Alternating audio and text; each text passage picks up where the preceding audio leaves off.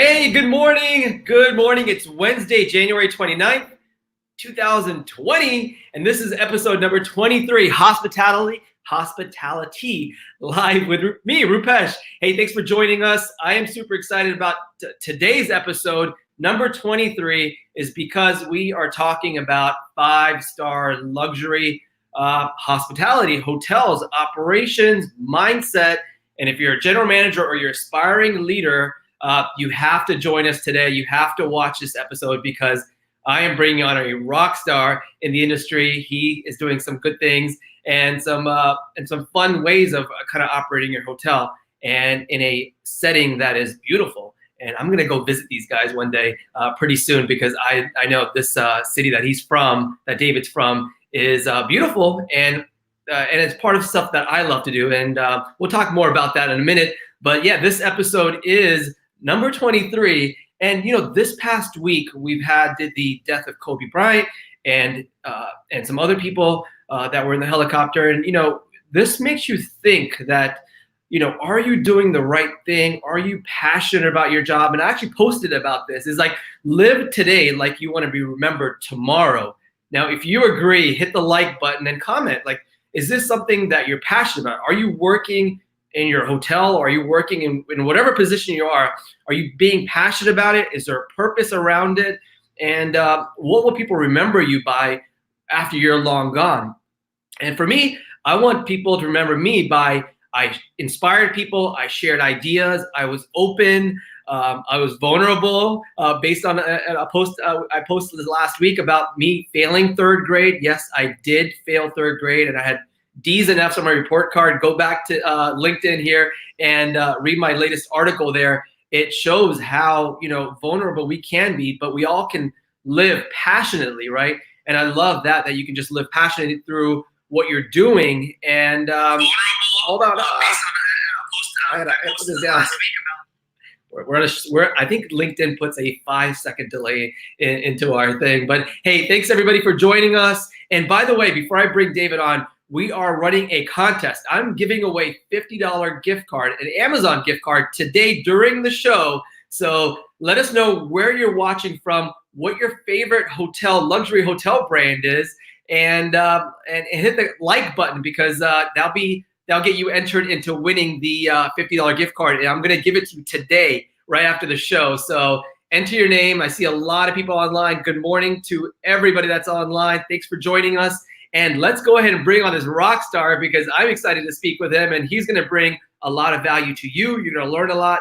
And I've already learned a lot in the last few seconds that I've been talking to him, but I wanted to bring this conversation on and let's bring him on. Welcome, David Arraya. He's a hotel manager at the Four Seasons, Austin, Texas, which I want to come visit you guys here soon. But hey, welcome. Thank you. It's great to be here and great to spend some time together. Yeah, absolutely. And you know, I think we're both passionate about this stuff because I've watched what you've done on LinkedIn and you've grown your audience, you've grown your connections, and you continue providing a lot of value to your connections and in the industry in general, right? And I love that you're doing this. So let's talk about hotels. And before we go any further, this episode is definitely sponsored by PerfectLabor by Hotel Effectiveness. Have you heard of this company before, David? Well, we were just having a small conversation beforehand, and you were sharing some of the amazing things that they're doing. So it sounds really exciting. Yeah, so they have 4,000 hotels plus now, over 4,000 hotels that they help with their smart system for data, right? It's not they're a audit. Let me just read it because I feel like I'm gonna mess it up. It's PerfectLabor. It's a labor management system by Hotel Effectiveness. It's the only way to get 100% perfect labor costs, right? And we were talking earlier. Labor is your biggest expense at your hotel, right? Exactly. And if you don't manage it properly with data, you'll go over budget, right? And that happens to hotels all the time where they have wasted junk overtime, right? And it hurts because you might look at the end of the week and be like, oh my God, how do we get so much payroll, especially overtime? And so what they do is they ensure compliance with your staff guidelines, labor standards, while making every manager at your hotel an expert in avoiding overtime costs or costly labor expenses that shouldn't be part of your, that's not part of your budget, but they're a surprise, right? And so on the average, hotels, between the 4,000 hotels they currently have, they're saving between 5 and 15% through their system. And it's an automated tool. It's an automated labor tool, right? And so we were talking earlier, I was like, David, how do you guys do payroll? And David, it's not surprising that most hotels, when they're doing scheduling, when they're looking at their payroll, it's kind of like fly by night. They don't know exactly the numbers. And so they are like just kind of making things up as they go.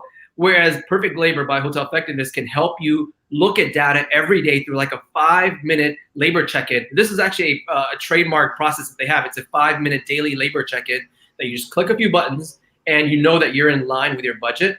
Now, and it's it's dynamic scheduling and all these things that we were talking earlier. I was like, hey, do some of your employees come up, especially you were saying F&B, where they don't know their schedule, or if they're like kind of confused with what hours, because things change all the time based on occupancy? Like, explain some of that you were saying. I think we were saying one of the most frustrating things for an employee is when we don't get it right, and they walk into your office and say, hey, listen, this paycheck doesn't make sense, right? I've worked these hours and I was here on this day, and you switched my schedule that day, and right, and when you don't get that right, it's the beginning of something really bad with your employees. You lose trust and you lose respect with them, and at the end of the day, they come in for different reasons, but a paycheck is a big reason, right? So it's important to get it right.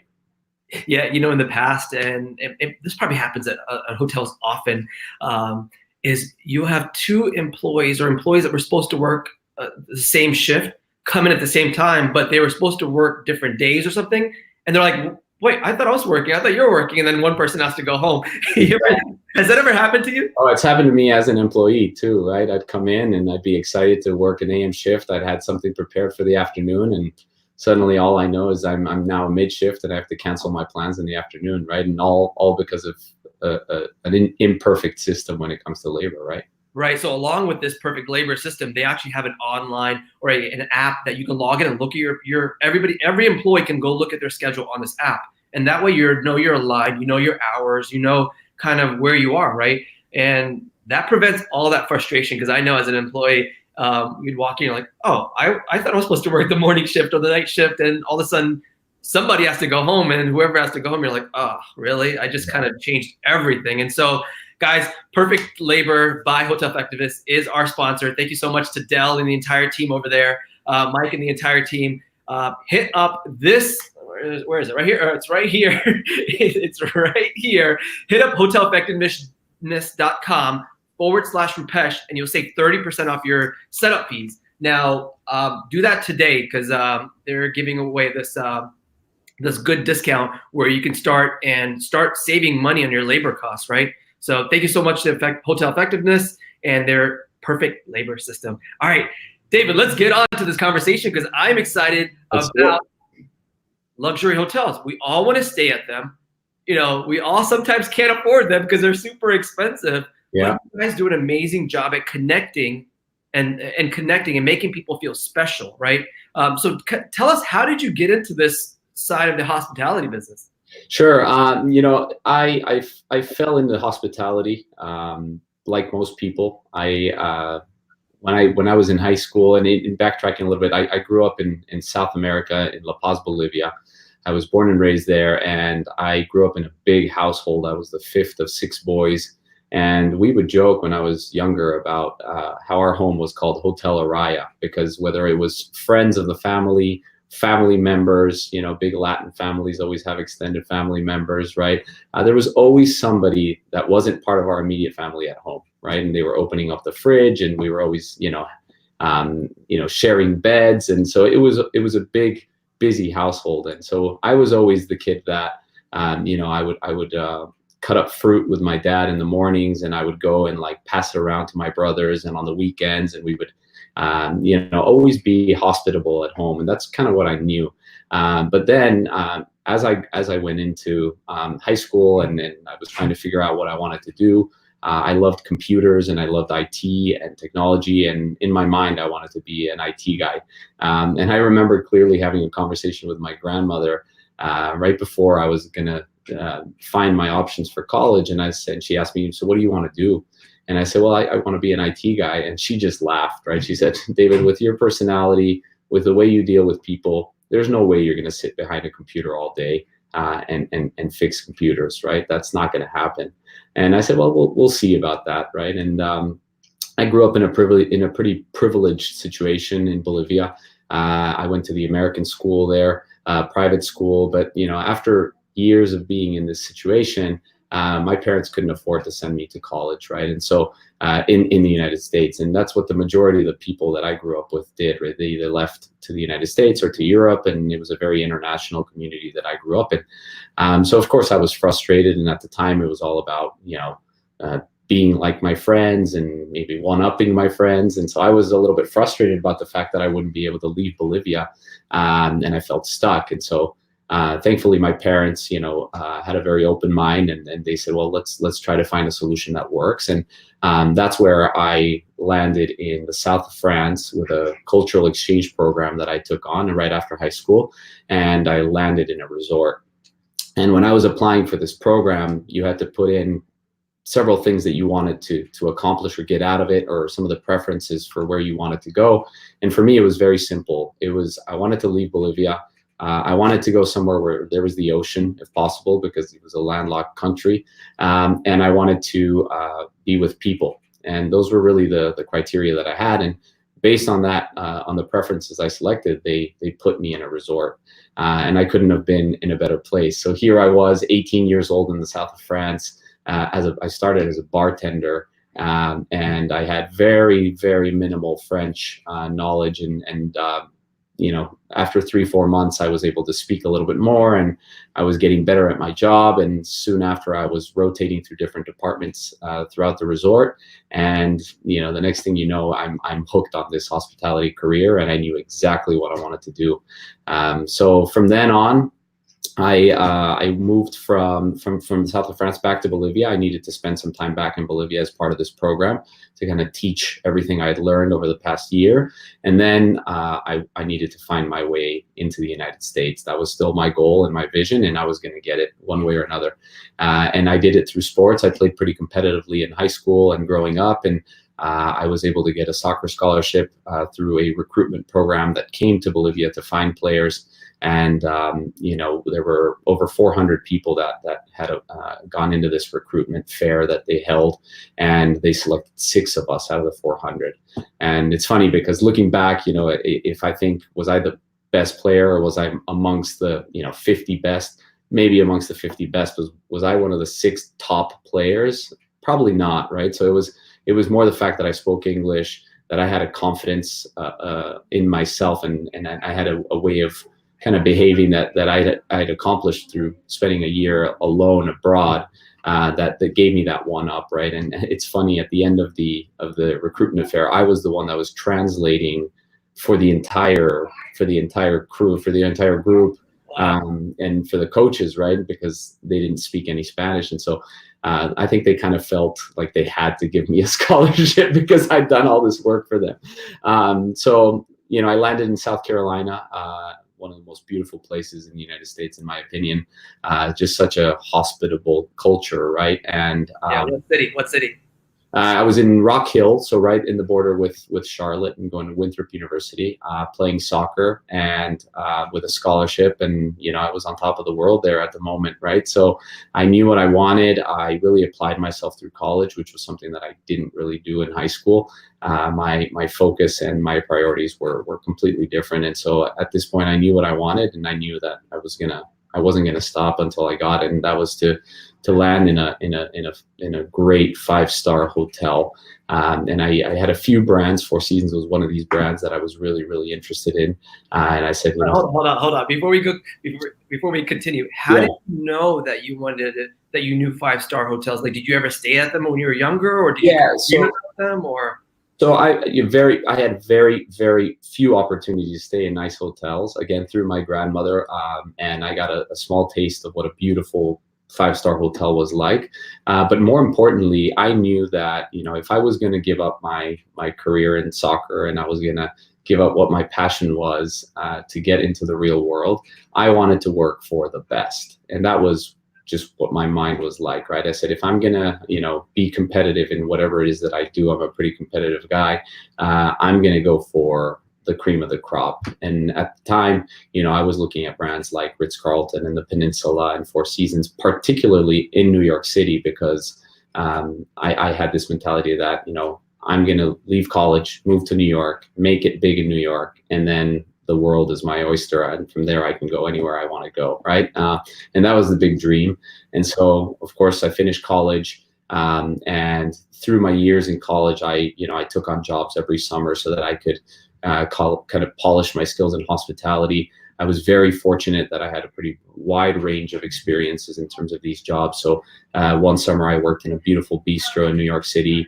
And then the next job I had was opening a wine bar there in Charlotte, North Carolina over the summer, and really acquiring amazing wine and beer knowledge at the time. And then a huge opportunity to work for a country club there in North Carolina, Myers Park Country Club, through a very good friend of mine that I knew from Bolivia growing up. And so just a wide range of hospitality experiences to get me to New York City. And this was 2008, so it was right before a very tricky time, as we all know. And I landed a job as a manager in a small hotel, a front office manager in a small hotel called City Club Hotel in New York City in Midtown. And it wasn't exactly what I had dreamt of, right? So I said, I'm going to be, you know, a manager in one of the best hotels in New York City, but it wasn't necessarily what happened, right? And that's one thing you realize in life is you've got a plan, but then the way it actually works out is totally different. So 8 months later, through connecting with people in New York City and getting more involved in the industry and working hard, I got to know some people in some of the bigger hotels, and I was offered an opportunity to work for Taj Hotels at the Pierre, beautiful Grand Dame Hotel. And it was the rebranding from a Four Seasons hotel into a Taj hotel. And so when I walked into that building, it was still very much under construction. People were still living in it because we had a big residential component in the tower. So we still had to service all the residents, and we had to go through the rebranding and the renovation. And so my first job in that hotel as the assistant manager in the front office was to go through all the standards and review all the standards for front office, and kind of incorporate all the different standards that you take from Forbes and AAA and Ritchie and LQA and the Taj standards and some of the Four Seasons standards that were there before, and kind of put them all together and into something that was easy to understand and that worked, so that when it was time to train all the people that we'd be joining our team, we had an easy approach and we had an easy way of training these people. So training and standards kind of got ingrained in me right off the bat. And I think that helped me much later, throughout my career, and it helped me accelerate my growth in the luxury hospitality business specifically. What's funny is, I was working at the Pierre, and every day I would wear a double-breasted suit, a big thick tie, and as much as I loved the job, it wasn't me, right? It wasn't really who I was, and I felt like I was putting on a costume every day, right, to work. And with the situation in New York City, my wife and I, so my fiance moved with me to New York, and then we got married, and we wanted to start a family, and it just, New York was a tough environment for us, and I was working a really tough shift. What was your shift? So I started off as the assistant front office manager, and I was doing daytime shifts, and I was really getting into training and all that. And then our night manager quit and found another job, and so with that, I had to jump into the night manager position, which was an amazing experience because you're really in charge of the hotel at night, and there's a lot of trust put on you. And I loved that side of the role. Yeah. But then we hired a night manager, and I got stuck to do the relief overnight shifts.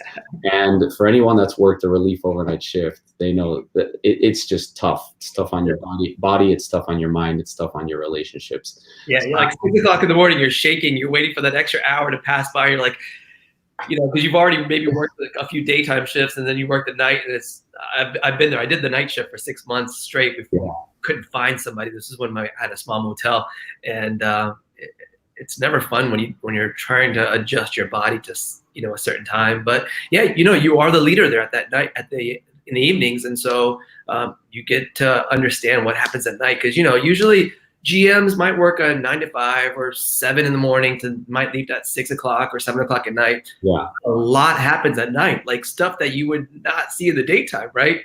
It does, yeah. Right? I'll never forget, for example, we had a situation where we had some guests. It was a wedding party that got stuck in the elevator. And, remember, we just opened this hotel. We'd probably been open for 2 or 3 weeks. And there was this big wedding. They were enjoying the resort, and they got stuck in the elevator. And wow. we called the fire department. They came out. They were trying to get the elevator shaft to open, and it wouldn't open. And they looked at me and they're like, David, the only way to get these people out is to use a crowbar and just force that door open. and here I am sitting there, young, in my early 20s, making a decision. Am I going to damage that door to get these people out? What's going to happen, right? And it's those decisions that at the end of the day teach you, the consequences of decisions, but also prioritizing, right? At the end of the day, we're there for the guests and their well-being. Right. Right. The door can be fixed, but somebody being stuck in an elevator could turn into a much tougher situation. So little things like that stick out. But so relief overnight is no fun. I wouldn't recommend it to anyone, but sometimes it's just something you have to do. Well, actually, I kind of disagree with that a little bit. There are night people. There are night owls that just love the night, and they don't want to work the daytime. They wake up at like 3 o'clock in the afternoon, and they are up till like 7 o'clock, the next day or Absolutely. Whatever. But there's some people that just love the night shift. And if you find those people, guys, hold on to them. I could do it. Hold on to them forever, because it's true. It's really hard to find those people, but there are people like that. And that's why, I actually didn't mind the full overnight shift as much. But when it got to relief, I was working Friday, Saturday overnight shift, Sunday, Monday off, Tuesday, Wednesday, Thursday, AM or PM. So it kind of really shifted, and that's what really just threw me off. Yeah. And took me into a very, very different mindset. So from there, we knew it was time to leave New York City, and we were looking for alternatives, and landed an amazing opportunity at Fountainbleu, Miami Beach. Completely different to the Taj Hotel, right? It's 1,500 rooms. 10 food and beverage outlets, in one of the most lively cities in Miami, huge nightclub, right? So totally different. And from a standards and a luxury perspective, totally different, right? I mean, it was much more about volume, a lot more group business. You had people from all walks of life that walked into that hotel, right? You had people that were walking in there to party at night, and then you had people that were there for a group, a conference, and then you had people that were there with their family. So you really got everything all in one big building. So over 22 acres of fun. You really had an opportunity to create some amazing things. So 2,300 employees there. I started as a front office manager, and then from there I moved on to direct the front office. And then I had a really unique opportunity as a hotel manager, which in that hotel had a specific, a very different type of twist on the role, which was to be a representative for the executive committee for the guests, and then at the same time to get involved in specific projects within divisions. The typical situations that you encounter in hotels where the sales team and the front office team are speaking a very different language, right? What the sales team is promising to the client is totally different to what the team can accomplish. Yeah. Housekeeping and engineering, the conversations they have and the disconnects that they have, right? And the coordination or lack thereof. And so I would come in and be a third-party mediator, because I didn't have anybody necessarily reporting to me, but I was kind of the one that would go in and ask the tough questions and point fingers a little bit and try to figure out the best way to come up with solutions that worked for the guests and for the employees. So that was a really unique, exciting opportunity. So you connected the two departments or departments together as far as communication, or what? Yeah, sometimes it was communication, sometimes it was process, right? Sometimes it was looking, okay, how are we doing our perfect room process, right? How often are we going into these rooms? How often are we, what are some of the things we're looking at? Is it enough, right?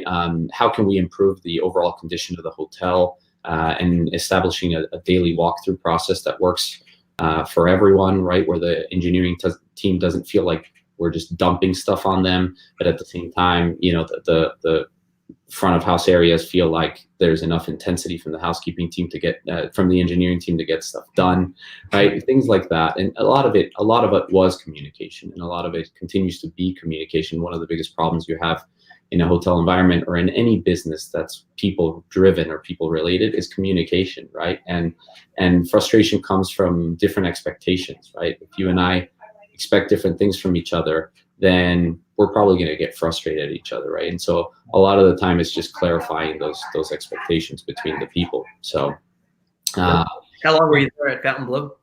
Sorry? How long were you at the Fountainbleu? So I was there for 5 years. Okay. What year? What years? From what? So I was there from 2009 to 2014. Okay. So was Live, the nightclub, still there? Or? The nightclub, yeah. And it continues to be, actually. It's an incredible space. The amount of revenue that place generates for the size of the space is ridiculous. I want to get Dave Grutman on. He's the and some of the leadership at Fountainbleu. If you can help me get on, and I would just love to hear their story. I see Dave started out just promoting, and then built this mega empire. And I follow him on social, and I see what he's doing, and I love all the stuff that they've done as far as the whole marketing side of it, the whole celebrity side of it, and then just operations, right? I see group hospitality all day long, just really just pushing the envelope on great customer experience. So well, and they've spread their wings so much in Miami, and they're such an important part of just the culture in Miami now, right? From having a live operation inside the stadium to the different restaurants they have, right? I mean, they're really expanding it in the right way, and they're just great people, and they hustle, they work hard. Yeah. Good. Well, all right. So you Miami. Yeah. So then I went from Miami. I met the managing director of an incredible hospitality team in Hong Kong called Swire Hotels. I had never heard of Swire Hotels before, but somebody said to me, "Hey, would you be interested in moving to Hong Kong?" And I said, "Well, sign me up. Where do I sign up?" But in digging deeper into this company, I realized that it was a 200-year-old billion-dollar conglomerate, $20 billion conglomerate that owned businesses like Cathay Pacific and was one of the largest developers of real estate in Asia. And to think that there's a company that's successful over 200 years, right, almost the age of the United States, is pretty incredible. They've been through famines, they've been through depressions, they've been through some really tough times, and yet they've still managed to be successful. So to grow into to become part of that as a true number two in a hotel, with the intent of then moving back to Miami to open their first hotel for the brand, was an opportunity I couldn't pass up. And so at the time, my wife was pregnant with our second child, and I walked in the door and I said, "Hey, honey, we're moving to Hong Kong," and we're going through this process. And was she okay with it? Well, she said, "What do you mean? We just moved here a few years ago." And now I'm lucky because the day that I met my wife, I sold her on my dream. And I knew, I told her, "Listen, if you're going to be with me, it's going to be a wild ride. We're going to live all over the world, and we're going to explore, and we're going to be adventurous." And she fell for that, right? So that's awesome. She knew what she was getting. She didn't know how hard I'd have to work to get there, but she that side of things has never been something she's been afraid of. So she's helped you achieve your dreams, some of your dreams, right? And honestly, if I didn't have her by my side, I probably wouldn't be where I am right now, right?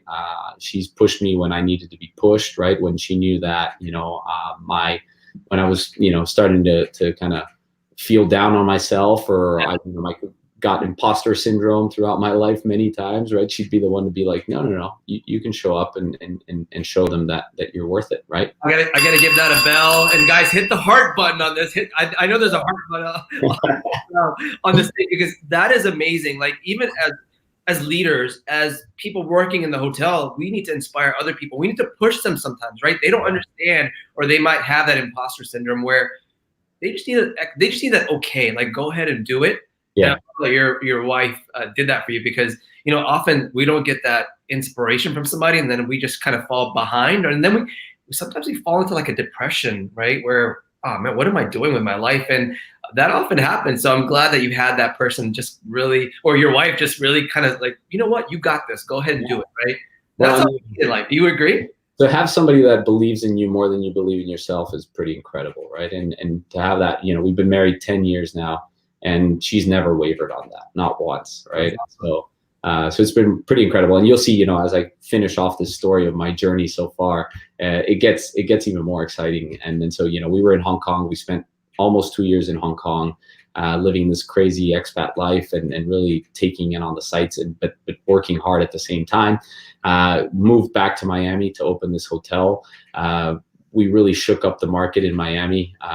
In the Brickell area, we built East is the name of the hotel, East Miami, and it's connected to Brickell City Center, which is a massive mixed-use development.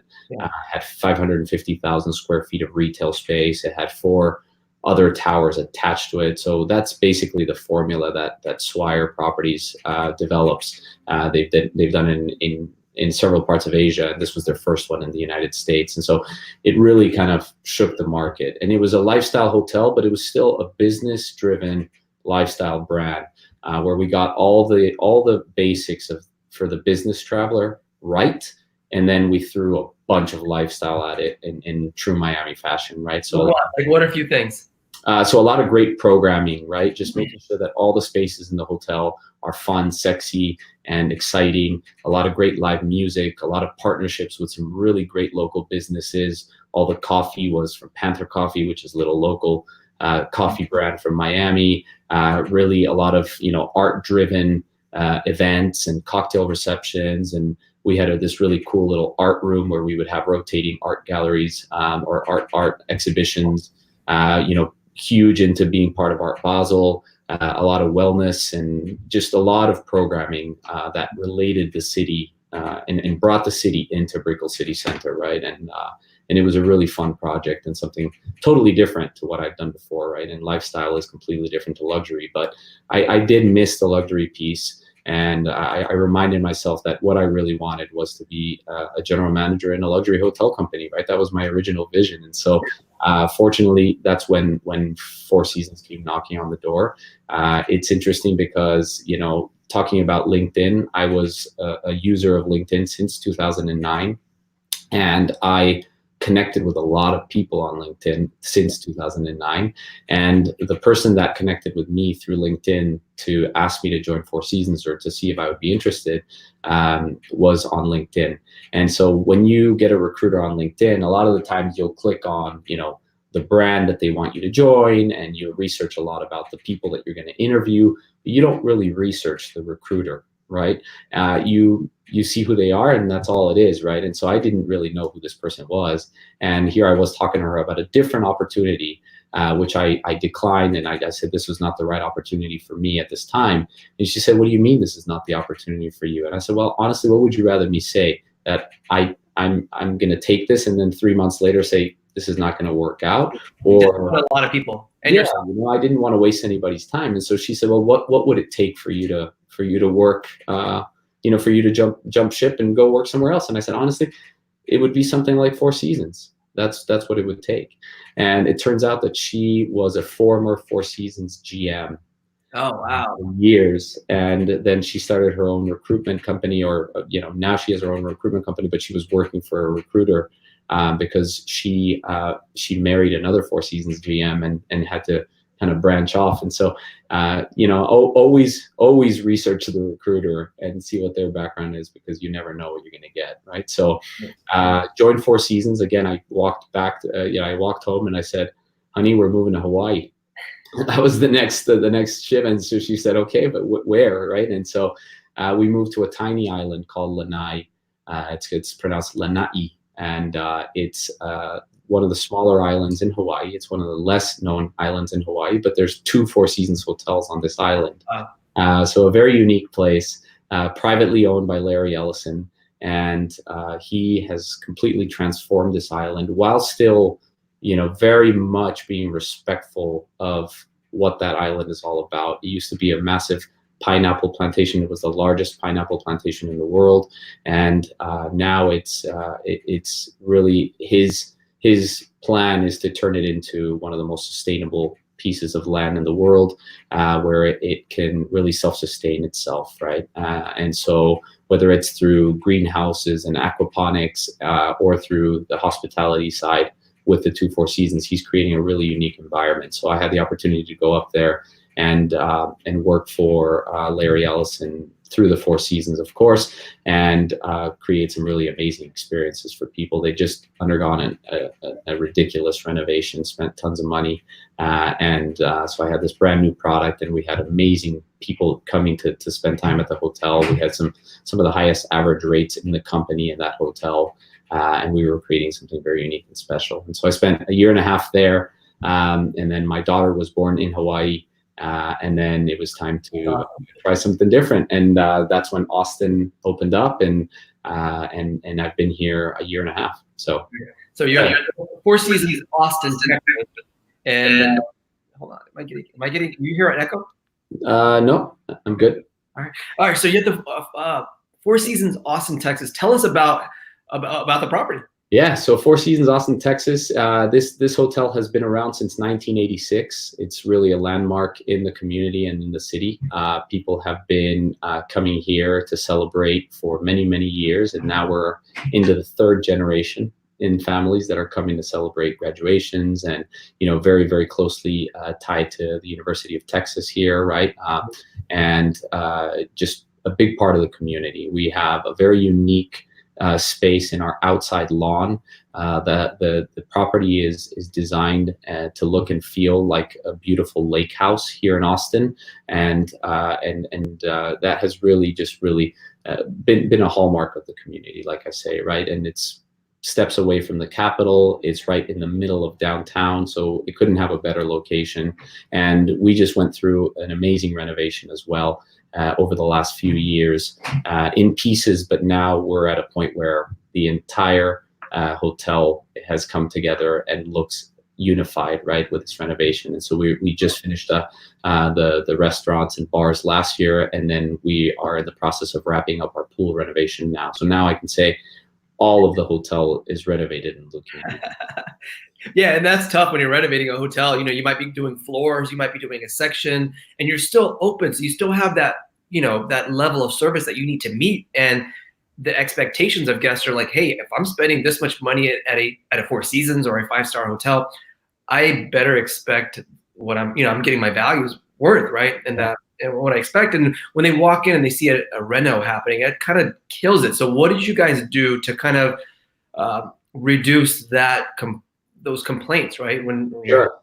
Well, one thing I realized through this renovation process is that service is the #1 differentiating factor at the end of the day, right? You can take the building and just remove all the Four Seasons branding on it or add other branding to it, but if the service is not there, it's not going to matter, right? Everybody has a beautiful bed and a comfortable bed and a hot shower and hot coffee. Those are minimal now, right? Those are the absolute minimum expectation of any lodging. But the service is really what makes a big difference, right? And just really tailoring the service to every individual that walks through the door, no matter what you're here for, right? And being very gracious in the way we approach things, right? So of course, if any disruption happened, we would be very gracious in the way that we would make up for it. We invited a lot of people back to experience the hotel once the renovation was done, right? And we weren't shy about it, and we were very upfront with guests. How were you upfront? Like, what did you say to let people know that, hey, during the summer, for the next 4 years, we're going to be renovating, right? Yeah. And and how did you get that word across? Because, hotels are getting renovated right now. And by the way, guys, we have a bunch of people online. Guys, thank you so much. Keith, Fran, Robert, Oscar, there's so many people online. Guys, we're still running this contest. Before the end of the show, David, I'm going to give away $50 gift card, Amazon gift card, to the person that's most engaging here on LinkedIn. And so you got to hit the like button, comment where you're from, where you're listening from, and then also what your favorite luxury hotel is.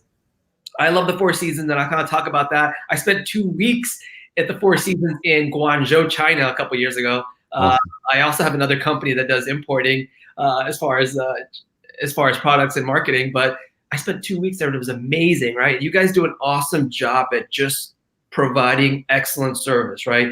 And so, all right, you're renovating. You have a summer that you might be renovating, or a period.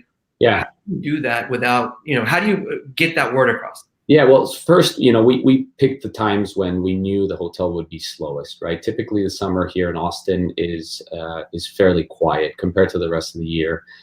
We were very upfront with a lot of our top guests, return guests, and saying, hey, just a heads up that during this time there will be a renovation. We were very open about it in our website through the reservations process. Our reservations team actually took a step to call every single guest that was checking into this hotel to let them know about renovations that would be happening, and giving them the alternative to cancel without any penalty, without any fee. Same thing, we decided, and we were pretty strategic about actually closing the hotel for specific dates when we knew there would be major disruption, right? And of course, anytime you choose to close a hotel, it's a lot of money that you're giving up, right? But we wanted to make sure we got it right, and these are some of the things that we did to mitigate that. So good. It wasn't a surprise to guests when they walked in, like, oh my God, what's going on here? No, I like that you did that, because being proactive is probably the best way you can reduce complaints and get that customer or that guest for life, right? You let them know, and you were upfront about it, and you're authentic about it, and you're giving them options. I love that. Yeah, it's about being honest at the end of the day, right? You're building a long-term relationship with people in this industry, right? And so you don't want a one-time stay. You want these people to come back, and you want, we have business travelers that come. I want them to come back with their family when they're thinking of what they're going to do for their vacation, right? I want them to choose our brand, and I want them to choose this hotel specifically, because we have a very different vibe Monday through Thursday as a business hotel, and then flipping into the weekend into the resort environment that we can become. Yeah. So now, David, I understand that you guys have more than 450 employees working at your hotel, and you only have, let's say, 294 rooms, right? Yeah. So you have that huge staff that you kind of have to take care of, train, keep them going, and keep them motivated to provide excellent 5-star service. Like, how does that happen? Well, I think some of these habits that we'll get into in a little bit reinforce a lot of that, right? And it's about being genuine with your people as well, right? When I talk about people, I talk about it as a whole. And it's funny, the other day I was listening to Simon Sinek talk in a podcast, and he was saying the people that say that your people are your biggest asset don't necessarily get it entirely right, because it's not the people that are the biggest asset, it's the relationship between the people that is your biggest asset, right? Because they say, you can have a group of superstars that don't gel, that don't, they don't work well together. And what do you get? You get a mediocre team. But if you have a team of regular people that gel well and that have an amazing relationship and that can synchronize and synergize well, that creates some amazing results, right? And you see it over and over again in sports and in business, right? It's about the relationship. And how do you do that, right? If you think about how hotels managed before and how it's evolving now, it used to be very hierarchical, right? It used to be very top down. It used to be, before you went home, your boss needed to have gone home. You couldn't leave before the boss. Things like that, right? That are such small examples, but think about how many times you were in those positions and you were like, oh, I'm not leaving until my boss leaves, right? And the moment the boss leaves, everyone else leaves, right? Yeah, exactly, right? So it's about breaking those barriers down a little bit, evolving, including people more, realizing that, when you bring somebody on board, especially in a high level environment, it's hard to get into these environments, right? You have to go through a crazy amount of interviews. You have to talk to so many people. It's not easy. So why wouldn't you start trusting and empowering your people from the moment they walk into your organization, the moment you've actually given them the blessing to say, okay, you're worthy of being part of this family, make them part of it, right? And make them part of the entire experience. And I think that's what's changing in our industry, and it's helping so much to get us to where we need to be as an industry as a whole. Yeah, and I love that you say, and I wrote this down. I wrote relationships, right? That's a great concept where you say it's not just putting people together and then making the magic happen, but it's people that are getting together, having one common goal, I feel like, and having that same mindset as far as a passion that, a lot of things, their drive is a big part, right? And if we take it back to what I was talking about earlier is, Kobe Bryant, right? He had a team. He was a leader for that team, but also he had other people that were passionate about this game just as much as he was, and that's why they were champions for many years, right? Because they just drove it down. Like, we are not going to stop. We're going to be number one. We're going to just keep going, right? And I love that we can do that same thing in the hotel business, where get a team together, make sure they care, and make sure that you can inspire them, right? Yeah. And kind of that's what it's all about. Do you agree? I agree at 100%. I think about, we talk a lot about, what the difference is between a 5-star hotel and a 4-star hotel and a 3-star hotel, right? And what it comes down to is that the 5-star hotel environment is one where people do what you just described every single time, right? There's this healthy disdain for mediocrity, right? There's this thought that I'm not going to allow myself to be anything less than the best version of myself. Yeah. And everybody feels that, and everybody believes that. And when somebody's not feeling that, there's not one or two people that are there to pick them up. There's a whole group of people that are there to pick them up and say, no, we made a mistake. We get back up, and we're hard on ourselves, but we're going to go and kick ass again, right? And we're going to go and do it again and again and again for every single guest, right? And so that, I think, is the biggest difference between a 5-star environment and a 5-star team, right? Is that you show up every single day for every interaction, every single time, right?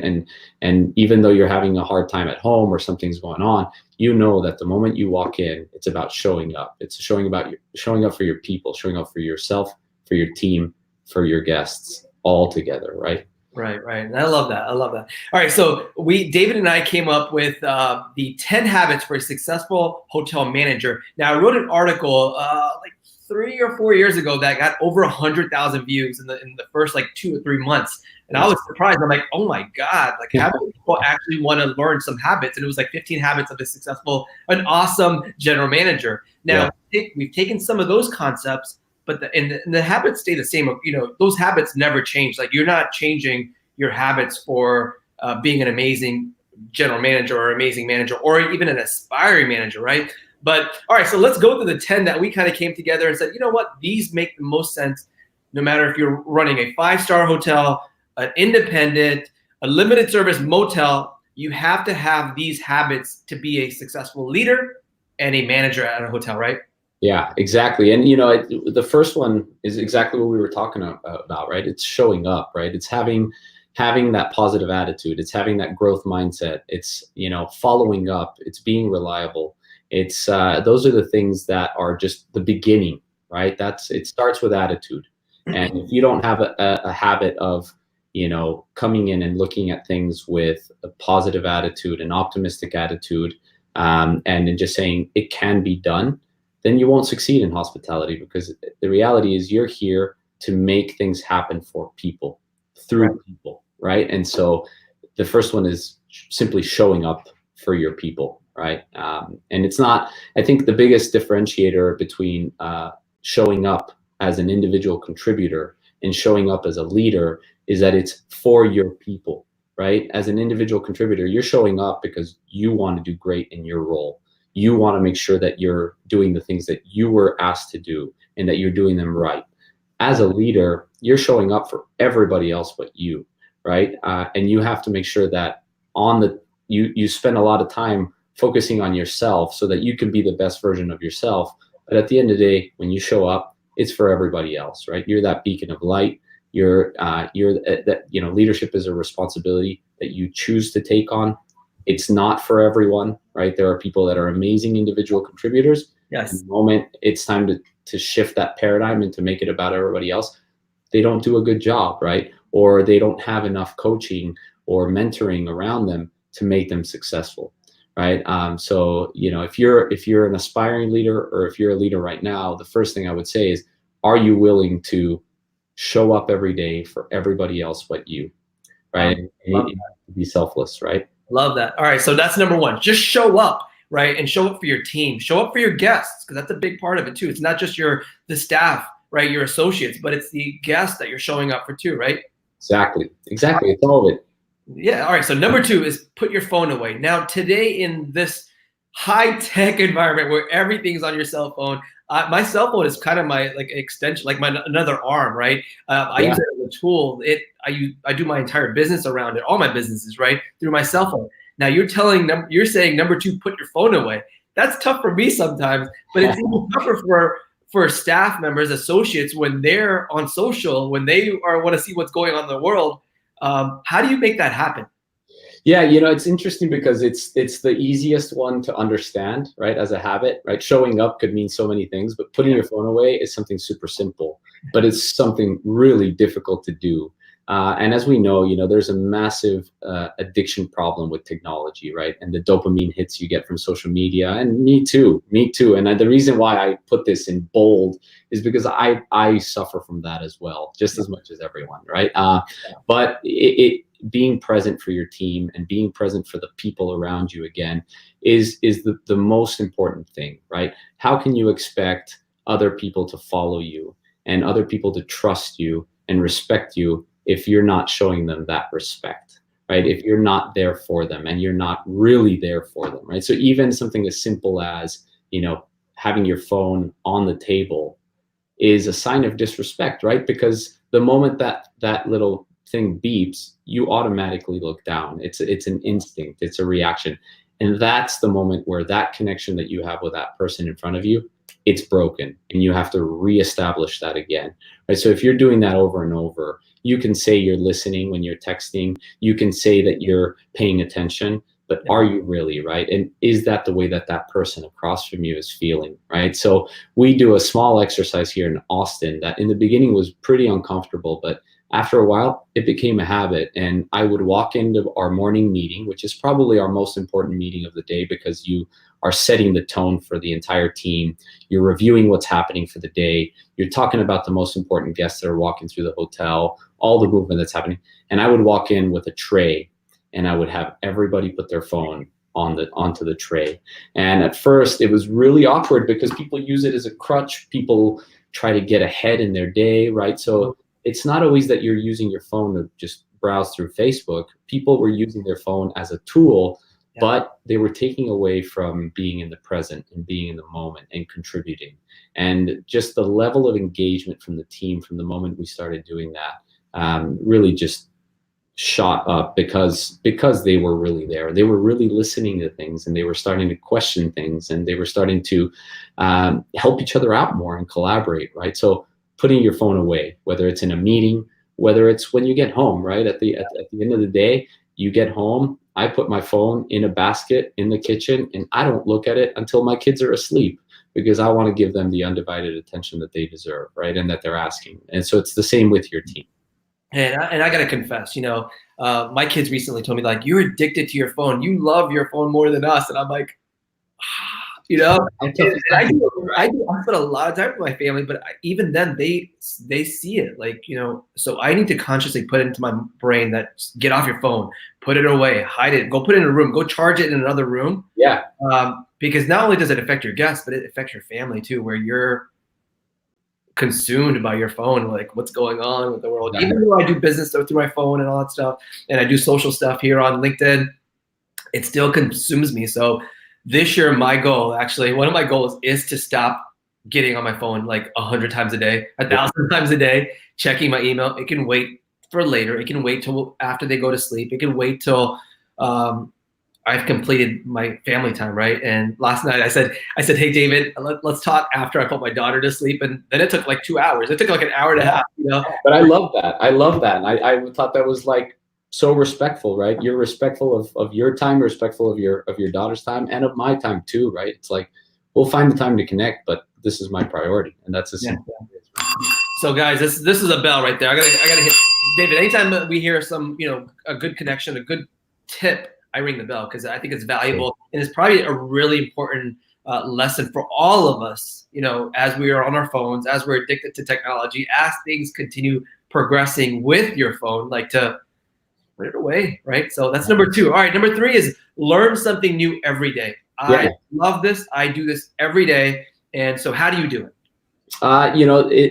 You need to be cautious about this too, right? Because right now it's so easy to get a hold of information, right? And it's so easy to just consume information. But you have to be pretty respectful of your time too, right? In that regard, and say, what am I trying to accomplish, right? First of all, and what is it that my vision is, and what do I want to get out of life, right?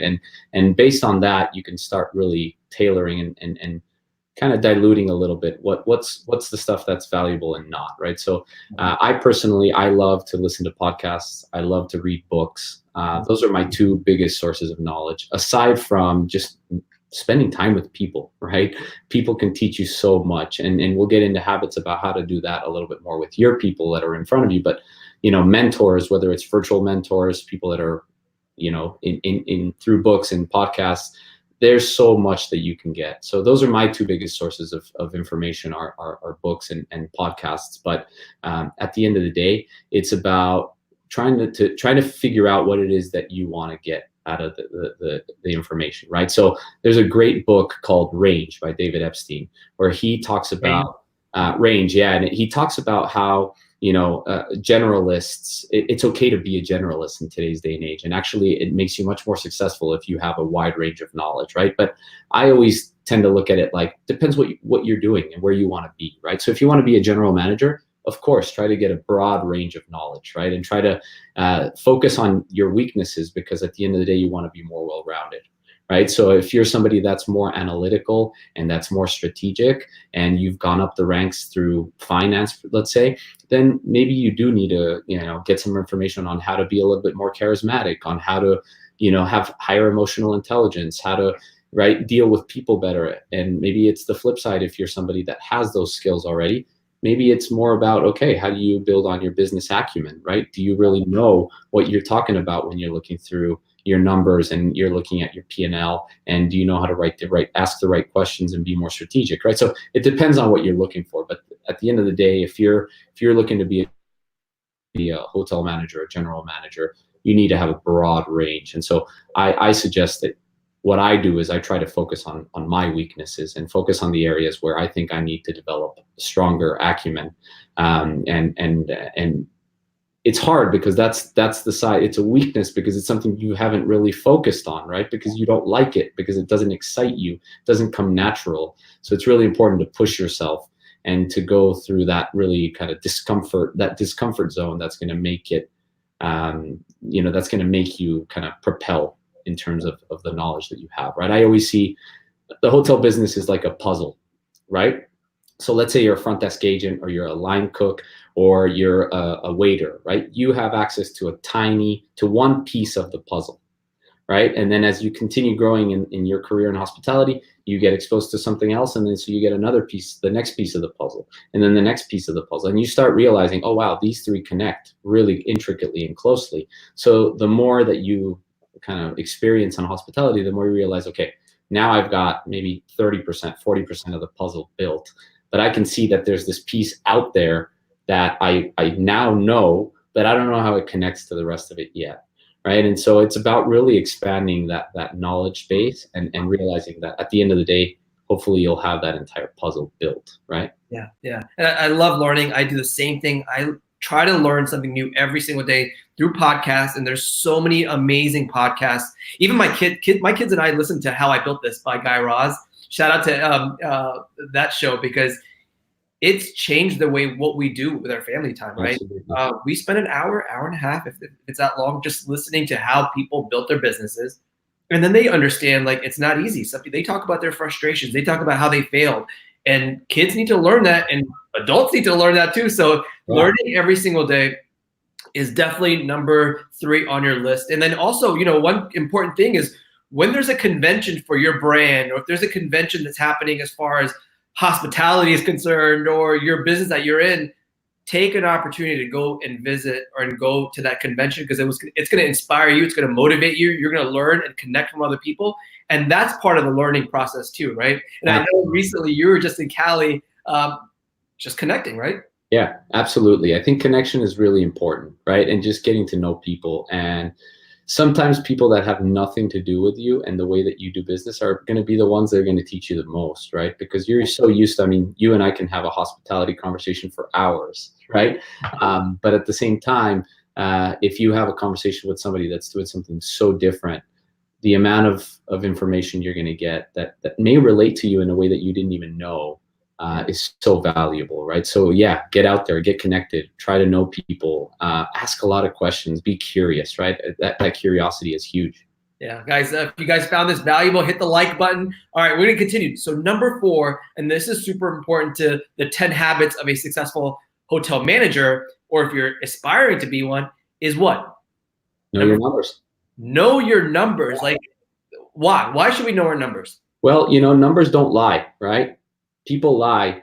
People can change stories. People can twist things so that it makes it feel the way that they want it to feel, right? But at the end of the day, the numbers on the piece of paper, they're telling the story of what's happening in your hotel.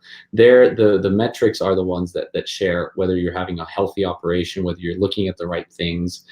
So it's really important. And I find, in every hotel that I've worked in, different types of hotels, different styles of hotels, like we've talked about, the one common factor in terms of the gap between the people at the top and the people at the bottom is the financial acumen, is the business acumen, right? And I feel that there's a huge missing link there, and we can do a much better job as an industry to keep teaching people progressively as they go up, like we do with operations, like we do with emotional intelligence, like we do with leadership, how to look at the numbers, what to question, what to look at. And I think that it's so important that if you're in a middle-level management role, that you're spending time teaching your people what numbers you're looking at, and that you're spending time asking your one-up, what do you look at? What are the things that drive success in your role, right? And having that curiosity, right? What are the KPIs that are most important to the success of your business, right? In a general manager role, right? A good example, when you jump from a hotel manager to a general manager role, you have to know how to lead a director of marketing. You need to know how to lead a director of HR, right? So you need to know what are the KPIs that are driving their success, right? And they're totally different to the KPIs that drive the success of an operation, right? So it's really important that you know the numbers that drive your business, that you study them, that you review them with your team, and you teach them to your team. So we spend a lot of time on that here. I like to get people as involved as possible in the budgeting process, in looking at their daily P&L, in giving month-end comments, and looking at their daily revenue reports, in understanding what metrics are what drive, right? ADR and RevPAR, what do those mean? How does retention affect your business? How do you build revenue management process in every area of the hotel, right? Why do we price things the way we price them in the restaurant? Why are we okay with having a lower margin in some items, but have to have a higher margin in others, right? Why is it better to, if you're giving compensation to a guest, to do it with specific parts of the business, but not with others, right? All these things that at the end of the day will impact your bottom line, right? And as we get in lower down in the habits, there's one that's thinking like an owner, and this is the biggest thing that's tied to that, right? Yeah. So all right. So know your numbers. Are you explaining these numbers, these profit or loss numbers, to your line level employees, your associates, maybe that are working the front desk or working in the kitchen or somewhere? Is that part of their learning too? As part of our daily conversation, more than anything, we talk about the areas that they can impact, right? So we spend time saying, okay, do you know how much a successful day of revenue is in the outlet, in the restaurant, right? Is is $10,000 a day a good number, or is it a bad number in the restaurant? Right? And of that, what can you do as a server to impact that, right? And then also tying it a little bit to what really matters to them, right? So looking at, do you know how many items you sell on average per table, right? Do you know, like, for, at lunchtime, are you selling 3 items per table, 4 items per table? And what's the impact if you sell a 5th item? What's the impact to the bottom line? What's the impact to your paycheck, to your bottom line too, right? And so when they understand that, wow, if I were just to offer a coffee at the end of the lunch service and 40% of my guests would take that coffee, I would get $100 more in my pocket. That's a big impact, right? And that's how they can start understanding how they impact the business, right? How about rooms? How about if you're talking about guest associates or guest service associates at the front desk? How do you kind of associate that to? So I think upsells are a huge part of the business in luxury hotels, because you're looking at, average rates of 300, 400, 500, 600, thousands of dollars. So if you have a guest that walks in and they've already spent $800 per night on a guest room, and you see that that room is going to be a little tight for them, and you upsell them into a room that's $1,600, right? You're doubling the revenue for the hotel, but there's also an incentive for the team at the front desk, right? So it's making sure that the leaders know, does that incentive make sense for them, right? Or do we need to figure a different way to build the incentive? Do they know the proper technique to upsell, right? And again, do they know that if they upsell 5 rooms in the month, they're already getting X amount of additional revenue in their pocket, right? And so not specifically, but look, what is an example of a incentive that maybe one of your hotels that you worked in the past? Yeah, so it's typically a percentage off of the additional revenue that you're getting from the guest, right? So if you're doubling the revenue, then you get a specific percentage off of that additional revenue that we wouldn't have had if they just checked in. Is it 5%, 3%? What is it? It's 5 to 10%, depending on the hotel. Okay, nice. All right, good. Yeah. All right, so I think numbers do make sense. Numbers, if you talk to your team and let them understand and kind of have that conversation, they get an understanding of why we're selling at this price, right? Good. So that's number 4. Number 5, I love doing this. I believe in this too. I would recommend everybody else do it. And number 5 is walk the property every single day. Yeah, this is huge. Wow. This is huge. I mean, lead from your feet, not from your seat, right? How can you expect to understand how our guests and how your team members use the property and live the property if you're not there with them, right? There's so many benefits of doing this. First of all, again, going back to that respect, right? How can you expect to ask people from your team to do something if you're not willing to do it with them, right? If they don't see you around, if they don't see you getting into the trenches with them, rolling up your sleeves and getting dirty with them, they're never going to respect you in the way that you want them to, right? And it'll be much more difficult, to get that commitment from them, right? There's a great concept that Ryan Hawk, who has an amazing podcast called The Learning Leader, which I strongly strongly recommend that everybody listens to this podcast. And he has a brand new book out that just came out yesterday, actually, called Welcome to Management. And he talks about the fact that you can command compliance, but you cannot command commitment, right? And so you can get people to do what you want them to do, but they're not going to be committed unless they want to be committed. And the way to get that commitment is to doing it with them, is to getting in the trenches with them, right? And so walking the property, the first thing is to get the commitment from your team. The second thing is just to pay attention to the details that the guests are paying attention to, right? If you want to understand what the guest experience is about in your hotel, you need to be part of that experience, right? You need to go and sit at a restaurant table and observe what the guest is looking at, right? You need to walk into that restroom and sit in the toilet that the guest is going to be sitting in for 5 minutes. And surroundings, what does it look like? What does it feel like, right? So it's really important, if you're going to drive details like you do in a 5-star environment, to really get out there, right? And the other piece of that, of walking the property, is that, going back to the learning, you need to teach other people to do the same thing, right? So it's not about you just walking the property. It's about, let's grab that front office manager that's stuck behind the desk for 6 hours and say, hey, listen, let's walk. And let me show you some of the things I look at, right? Making sure the music is right, making sure the lighting is right, making sure that the pillows on the couch in the lounge are right, making sure that, the windows aren't dirty, making sure the glassware isn't dirty, right? If not, you have to have everybody looking at those things. You can't do it, right? So the more you do it, the more you teach your team to do it, the more it becomes habit, and the more that excellence continues to emanate throughout the hotel. Yeah. And I like how you say that, walk the property. Even at a luxury 5-star hotel, you're still walking the property. We've talked about this with economy brands. We've talked about this with mid-scale brands.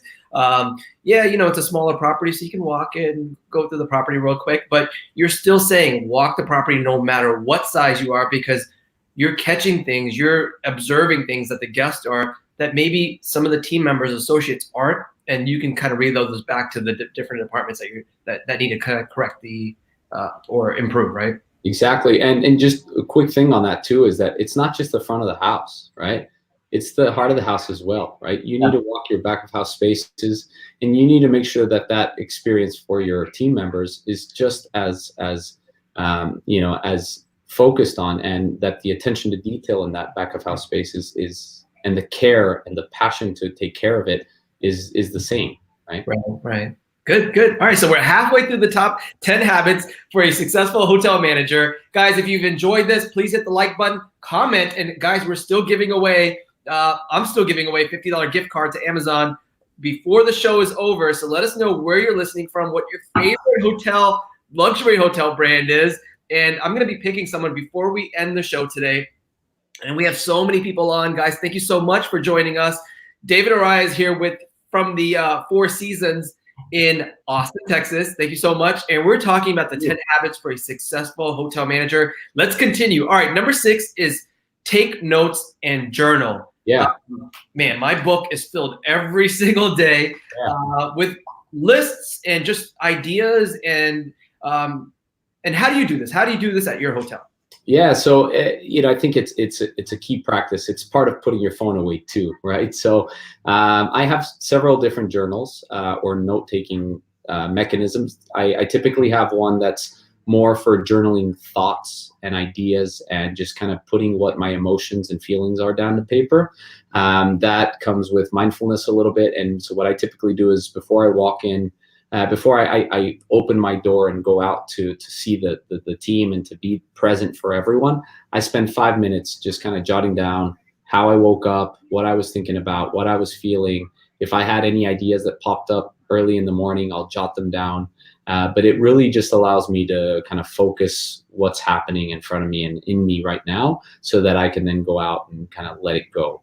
Or build on it if it's a positive thing, right? So if I had a tough night with my kids because they were waking up all night, I'll kind of jot it down and say, you know what, this is part of being a parent, right? And so just because I externalized it, it makes it better, right? And so being able to let go of some of the things that are bothering you just to put it on paper is really helpful. Then I switch over to another, more of a daily notebook. And the first thing I do is I look at my calendar for the day and I say, okay, these are all the commitments that I've made for the day. First of all, are there any of these commitments that I don't need or that are not helping me to get to where I want to be, or that are not the best use of my time? And so I'll write down, once I've kind of filtered that and I say, okay, these are the 3 that I'm not going to do today. I'm going to contact, the people involved, and I'm going to have them kind of work on whatever they need to work on so that we can make most impact. And these are the 3 that I'm really going to focus on, right? And then I go into my journal and I say, okay, for these 3, what do I want to get out of these 3 meetings? What are the messages I want to bring down to the team? What are the questions I want to ask so that they can also answer, right? All of these things, right? So it really just allows me to structure myself a little bit more, right? And we're in a business where so many things are thrown at us throughout the day, particularly with guests and team members too, right? That if you structure those 3-4 things that you want to get, you're going to be much more productive. So that's how it really helps me. And then, we have so much information and things are thrown at us so much that we need something to remind us of what we're thinking, to remind us of the ideas that pop up. Like, you need something that you can then look back and say, oh yeah, wow, 2 weeks ago in that meeting is when we came up with this information, right? You can't rely on your mind solely to do that, right? Our memories are not that great. So yeah, absolutely. And it's a great way of just being productive in your day and through your week or through your month. I mean, I have goals for the month. I have goals for the week that I've written down. I have lists. Like, I'm one of those crazy people that have lists, and I don't think it's crazy because it's been very efficient for me to have lists and to go through them and cross them out that I've accomplished something. It feels great when I have a short list for today and I cross it all out and I finish my day and I'm like, oh, I feel so accomplished today, instead of just like, oh my God, what was I supposed to do? Oh my God, I don't know what I was supposed to do this week, or I forgot, right? And that's an excuse. I mean, we talked about this, and we'll talk about this a little bit later. I don't like making excuses for anything, right? So writing them down, journaling makes sense. I like that you write down in the morning how you're feeling too. I've never thought about that. I've never thought about doing that, but I think it makes sense as far as like, how was I feeling this past week, and can I have a better week next week because I was so negative these last 4 days, and why was I negative? It's really helpful. And one of my favorite things to do, actually, and I took this from a few people, but particularly Tim Ferriss does this, and another great podcast, but he does a little 5-bullet Friday, right? And so every Friday he sends out some of the things he's thinking about, some of the things that have impacted him through the week that he's read, quotes, etc. And for me, it's, what are the 5 things I learned this week, right? What are the 5 lessons? And some of them are really deep, right? Because I had a really tough situation happen. And I'm like, wow, life, for example, the unfortunate tragedy that happened, with a helicopter crash for the weekend. For me, it's like, life is fragile, right? And that you can't take it for granted. That's a huge, very big concept, right? Sometimes it's something as simple as, I don't need to do this meeting anymore, right? Or this employee needs more of my time, right? And so I'll jot that down as a learning for the week. And so that way, the next week, when I come back into work on Monday, I look at my Friday's notes and I say, okay, these are the 5 things I learned. I'm going to apply them to this week, and I'm going to grow from that. So, and guys, on the comments, guys, let us know if you're a list person like me. Chase says list guy here. Elle says crossing items off the list is so satisfying. It is the best feeling in the world when you can cross things that you've done and you've accomplished. Like, it makes you feel great, right? And it starts with just writing it down, taking notes, either if it's on your phone or a hard, really like an old school book, a journal. Yeah. It makes you feel good, and it makes you feel like you've done something beyond just doing whatever you're supposed to be doing that week anyways, but it gives you real goals, and for the week or for the month or for the year. And I think we all should have those short lists, right? And then long lists. And then I also do like the back burner list. Do you ever do one of those? Like the back? I call it the parking lot, right? Yeah. All right. So good. Number 7, and this is something that I struggled in the past with. And go ahead, you can say what number 7 is. So it's give honest, timely feedback. It's hard. It's hard. In the hospitality industry, we are nice people. We like harmony. We like to be the good guy, right? We like to bring people together. Yeah. So to hold people accountable is probably one of the hardest things, right? But think about this, right? Think about any situation where you felt like you didn't know where you stood with someone, and they came to you and they said, hey, this is exactly where you stand with me. Yeah. Right? And how much better you felt after that, right? Yeah. Or when it's something as simple as you've got something in between your teeth and somebody has the guts to tell you, hey, listen, you got something in between your teeth. Do you ever feel upset or angry at that person, the person that called you out? Never. You are actually very grateful for them, right? So it's really the moment that you get past that internal thought, because it's only in your mind, where you say, man, if I say this to him, they're going to react in the wrong way. If I say this to him, they're not going to like me anymore. Yeah. Once you get past that, and it's easier with some people than with others, right? Some people invite feedback a lot more, others don't, right? And get pretty defensive, right? Yeah. And there are ways to give feedback, and I think that's the most intricate part of it. But giving honest, timely feedback and having your team know exactly where they stand allows for a much easier, less complicated relationship, and that drives better results, right? And then the other thing is celebrating mistakes, right? Is saying it's okay to make mistakes. I make mistakes all the time, and sharing your mistakes and being vulnerable and saying, man, I really messed up today. I really did something that pissed somebody off, or I really shouldn't have thought that way, or and I do that a lot more at home with my kids than I do at work. But it's part of life, right? We're all human. We all make mistakes. Yeah, definitely. And celebrating mistakes is sorry. So how do you celebrate mistakes at the hotel? So we encourage glitching. We call it glitching in Four Seasons, or writing about guest opportunities, right? So whenever there's a glitch, it's something that didn't go well for the guest, right? And it could be something that they're aware of, something that they're not aware of, something that anytime that it didn't go according to plan, there's a glitch in the system, right? And so we encourage that, right? And writing that down. if we go through a long week or a long weekend with high occupancy and there aren't any glitches on the Monday morning review, we always say, is it that we had that great of a weekend, or is it that we didn't do a good job writing these things down and sharing them and communicating? We always wonder, right? And we question. And one of the things about a 5-star environment, and we're very good at this with Four Seasons, is that we're looking at the smallest details that impact the guest, right? And so it could be the smallest thing that didn't go well. Like what? And we want to know about it. Let's say, their key stopped working. Something so simple, right? They go up there and they try to use their key and it didn't work. And whether it's we didn't code it properly, or we had a wrong checkout date for the guest, right? Or whatever it was, right? Or we thought that they would be coming in without their kids, and then they show up at the front desk and their kids are there, and we say, we didn't know that detail, right? So so it doesn't have to be anything where a waiter spilled food on a guest.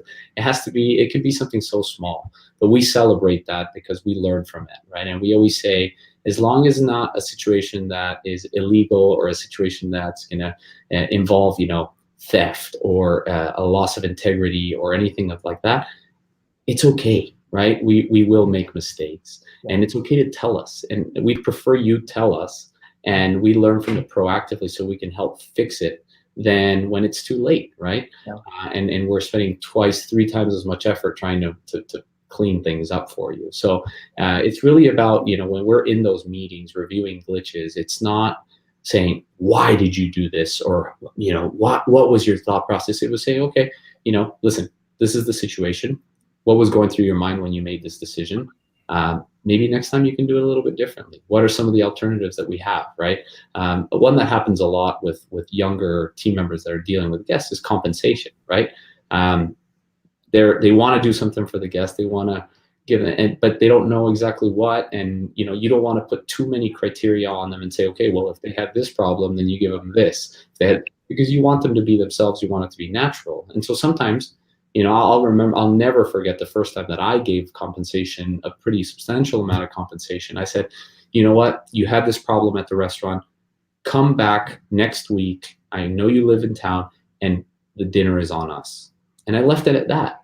And of course, came back with 6 people, and they had 4 bottles of wine, and the most expensive steak on the menu. And I was down a couple $1,000. And of course, I had that same conversation with my leader where they said, listen, next time it's pretty simple. Just put a cap on it. We'll give you a $200 dinner, and you can come and enjoy it anytime you want.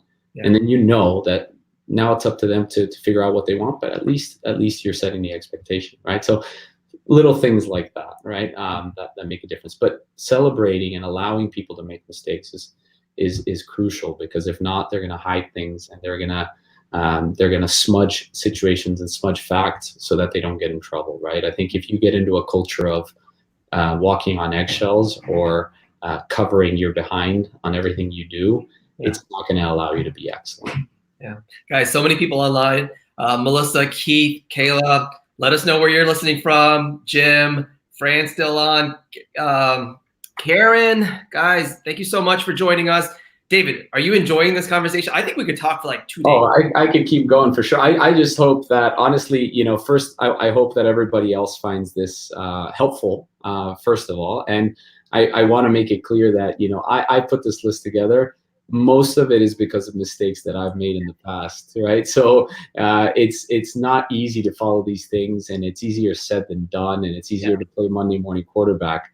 But the goal is to inspire people and to hopefully make it a little bit easier to become successful in this amazing industry that we're in, right? Yeah, and I like that you're saying we're going to celebrate our mistakes, and I love that you're owning up to your 5-star hotel. You're a Four Seasons, right? But you're still saying we make mistakes every single day, and I love that because no matter what level of service you're at, there's always going to be issues. There's always going to be problems, right? And I love that you turn those problems, you call those problems glitches instead of saying it's a problem, because I think problems like more heavier on you, right? On staff, and I like glitches. I wrote that down. Good. All right. So number 8, listen to your people and then guests and team members. What does that mean? Yeah. So people I use interchangeably for guests and your team, right? You don't know it all, right? And part of being successful is being humble, right? And it's something that I personally had to learn because I'm a pretty confident guy, right? And I'm quick to speak, and it's just my personality. I'm an extreme extrovert, and I am, I'm sometimes the words come faster than my mind is processing, right? And so it's gotten me in trouble sometimes too. And some of the best feedback I've gotten on some of my blind spots come to this point, right? And it's about, silence. Silence is a great tool sometimes, and listening is an even more powerful tool, right? Like they say, you've got 2 ears, 1 mouth for a reason, right? So it's really important to listen to people. You never know what insight they're going to bring. Most of the time, the people that are closest to a problem are the ones that will have the best solutions to the problem. And we make a mistake in hotels, more so back in the day when it was more hierarchical, like we were speaking, where the people that make decisions that impact everyone are 5 or 6 people that are so far away from the actual problems, right? And so whether you're talking about how to engage the team more, how to create a better guest experience, how to make more money, if you don't involve and include the people that are going to be actually performing those tasks to get there, then it'll just create frustration and it'll create disconnect, right? And so listening to your people is key, and asking great questions is a key component to that, right? A lot of the time, we're quick to give advice, whereas if we were to listen a little bit more, ask better questions, the people can actually come up with their own solutions, right? And they feel much more empowered, and they feel much better about themselves, and they feel more connected to you too, right? So it's a really powerful lesson I learned. A really great example of the way we did this here in Austin is with our onboarding process. So throughout the interview process, you have several different conversations with people as you try to join. And I always say it's easier to become a US citizen than it is to become an employee of Four Seasons, because it's a very similar process. It's really difficult to get in, and because they want to make sure that they have the right people. We want to make sure that we're filtering enough to where we know the values align, the mindset aligns, and people will be successful and will enjoy working here, right?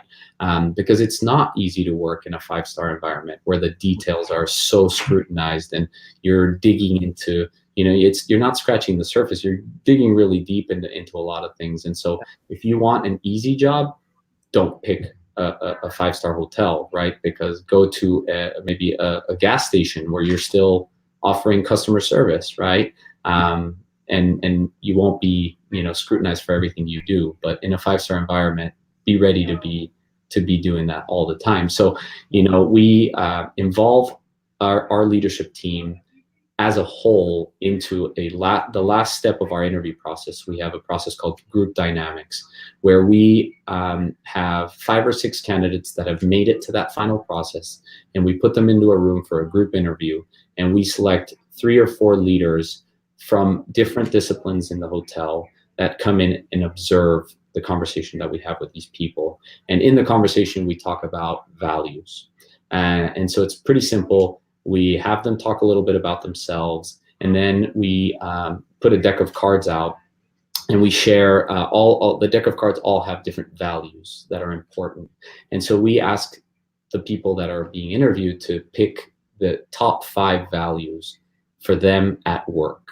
And we have a conversation about it, right? And we see, why did you pick integrity? Why did you pick responsibility? Why did you pick fun? Right? And what's interesting is we find a very common ground in terms of the values that are mostly selected by people across generations. And that's what's cool about it, is that, you know, you can be a millennial, you can be a Gen Z, you can be a baby boomer, and you still feel that some of the most important, we have a very common ground in terms of what we want out of work, right? What are the 2 most common or popular? So the most common are, you know, trust and respect, okay, integrity, fun, good leadership, right? Those are really the ones that people look for, especially coming into the hotel environment, right? Being part of a greater good, right? And being respected and valued. Those are some of the things that people look for, no matter where they come from, right? And so by involving people from different disciplines, you may have a catering manager that's in there observing a front desk agent or a concierge or a housekeeper that's trying to get in, and then we go back into the room after the entire exercise is complete, and it's very simple. It's either a heads up or heads down, right? Is this person good for our team or not, right? And by involving them, right, and when they go like this, you say, well, okay, so what was the red flag that ticked you off, right? Mm-hmm. And we have a process of kind of talking about things a little bit more, and they feel great about it, right? They feel like they're making an impact with the new people that are joining the team. So it's really helpful and healthy. Yeah. You know, what we've done in the past is when we're hiring somebody, we actually bring an associate on. It's like, hey, come interview this person too. So it might be 2 leaders, but then an associate, they just have a conversation more than instead of like the hiring questions, more like, let me get to understand you because I might be working with you, or we're pretty much all working together. But then they feel part of the whole buy-in of this new employee, right? Or yes or no, right? Like the thumbs up or thumbs down on it. But it makes them feel proud. It makes them feel like they're a part of the team. It's not just like these few people that are making big decisions. But I think, is that what you guys kind of do too, as far as getting other people involved? Yeah, exactly right. Is it departmental or? No, that's the beauty of it, is sometimes it's people that are completely from a different area in the hotel, right? So you get a very different perspective. And so we try to pick 4 or 5 people, and we rotate them every time. 4 or 5 people that have very different perspectives, but at the end of the day, may work closely with them in different capacities, right? Wow, so this is a great tip. Listen to your people, listen to your team, get your team involved as far as, you know, guests and all that stuff. All right, so number 9 is think like an owner. I'm an owner, and I would love for our managers, our successful managers, to think like us, and they do, right? They make sure they watch out for a lot of different things. What do you mean by think like an owner? Yeah, so, you know, Four Seasons is unique in the sense that we're a management company, right? So we've got 117 hotels now, I think, or 118 hotels around the world. Each hotel is different, and we have different ownership groups, and ownership groups have different motivations for having a hotel, right? I'm sure even within all the assets that you have, you look at each one a little bit differently. Yeah. Right. Some of them are your cash cows. Some of them are your trophy assets. Some of them are, you know, a little bit more for fun, and you like to spend more time there. Other ones are simply just a business endeavor, right, and a business venture, and something that you want to make money out of, right? So the moment that you you know, are in a role where you're dealing with ownership group, you really have to be involved in knowing what motivates them, what makes them tick, and why they have that asset. But even at a lower level, if you start thinking like the owner, right? If you look back at every decision you make, or before you're making a decision, you say, if this were my hotel, how would I behave? How would I act? Would I buy this? Would I not? Right? Would I wait until next month because I know that I don't have enough money in the bank? Yeah. Or would I just go ahead and do it and take the risk?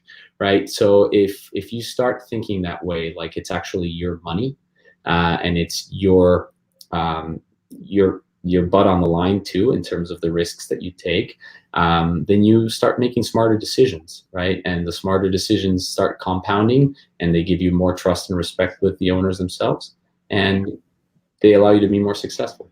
Yeah, I think the most successful general managers or managers in any department is if you think like an owner, but you also feel like you are the owner. Like you run this hotel like you're the owner. Yeah. It's gonna make you so much more successful than just thinking, oh, I'm just part of a team. But if you take the initiative to say, you know what, I pretty much am the owner of this property, right? Even though you physically don't own it, Yeah. I think it changes your mindset a lot when you're doing when you're taking action on some different parts of the operation side, right? I'm curious, Rupesh, have you ever had a situation in which, a leader that you've, hired to handle your hotel, your asset didn't do that?